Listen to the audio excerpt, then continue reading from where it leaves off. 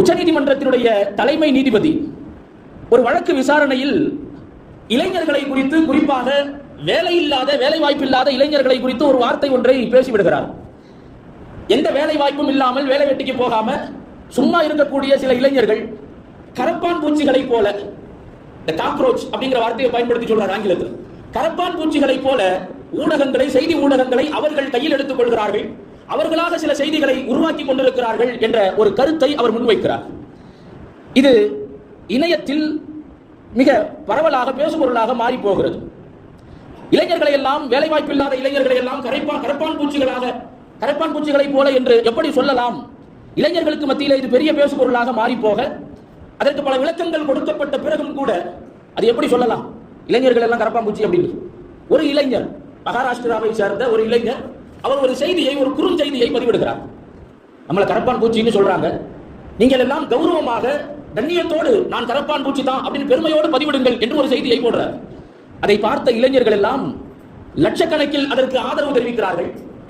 பல பேர் அதற்கு, அந்த கருத்தோடு ஒத்து போகிறார்கள். இளைஞர்களின் தரப்பிலிருந்து வரக்கூடிய ஆதரவை பார்த்ததும் அந்த இளைஞர் என்ன செய்யறாருன்னா, இன்ஸ்டால ஒரு பேஜ் ஓபன் பண்றார், இன்ஸ்டாகிராம்ல ஒரு ஐடி ஒன்னு ஓபன் பண்றார். அந்த ஐடியினுடைய பேரே என்னன்னா காக்ரோச் ஜனதா பார்ட்டி, சிஜேபி அப்படின்னு ஒரு ஐடியை, ஒரு பக்கத்தை ஓபன் பண்றார். அந்த பக்கத்தை இளைஞர்கள், பெரியவர்கள் என்று அல்ல, பல பேரும் லட்சக்கணக்கில் அந்த பக்கத்தை பின்தொடர்ந்து கொண்டே இருக்கிறார்கள், ஃபாலோ செய்து கொண்டே இருக்கிறார்கள். அரசியல் வட்டத்தை பொறுத்தவரையில் இந்திய அளவில் மட்டுமல்ல, உலக அளவில் அதிகமாய் பின்தொடர்பவர்களை கொண்ட ஒரு இயக்கம் என்பது பாரதிய ஜனதாவை சொல்லுவார்கள். 90 லட்சம் நெருக்கம் பின்தொடர்பவர்களை கொண்டிருக்கக்கூடிய ஒரு அமைப்பு, ஒரு பக்கம் அது.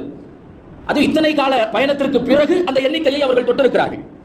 ஆனால் இந்த கரப்பான் பூச்சி ஜனதா கட்சி, காக்ரோச் ஜனதா பார்ட்டி என்று சொல்லப்படுகிற அந்த பக்கம் இருக்கிற, துவங்கப்பட்டது இந்த மாதம் 16ஆம் தேதி. 15ஆம் தேதி அந்த வழக்கு விசாரணை, அந்த பேச்சு வெளியே வருது. 16ஆம் தேதி அந்த பக்கத்தை துவங்குகிறார்கள். இந்த 4-5 நாட்களில் மட்டும் அந்த பக்கத்தை பின்தொடர்ந்தவர்களுடைய எண்ணிக்கை 1,70,00,000 கடந்திருக்கிறது. 1,70,00,000 தாண்டி இருக்கிறது. இதில் ஆச்சரியம் என்னவென்றால், அவர்கள் மிக அமைதியாக, நிசப்தமாக, வெளியில் எந்த விதமான தடால்குடால் என்ற எந்த விதமான இயக்கமும் இல்லாமல் ஆன்லைனில் மட்டுமே அவர்கள் இயங்கி வருகிறார்கள். ஒரு இயக்கமாகவே அதை கட்டமைப்பதற்கான முயற்சிகளை எல்லாம் அவர்கள் செய்து கொண்டிருக்கிறார்கள். அரசியலில் கூட ஈடுபட போவதாக, அடுத்து வரக்கூடிய தேர்தலில் இறங்க போவதாகவும் தகவல். அதனுடைய உண்மைத்தன்மை ஆய்வுக்கு உட்படுத்தப்பட வேண்டியது.